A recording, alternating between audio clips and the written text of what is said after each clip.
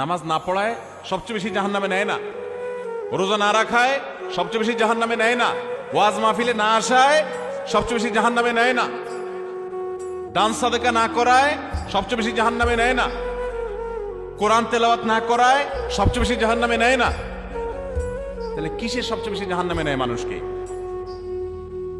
সুইলা রাসূলুল্লাহ সাল্লাল্লাহু আলাইহি সাল্লাম আন আকসারি মা ইউদখিলুন নাস আন-নার, মানুষকে সবচেয়ে বেশি জাহান্নামে নেয় কোন জিনিসে জিজ্ঞাসা করা হয়েছে।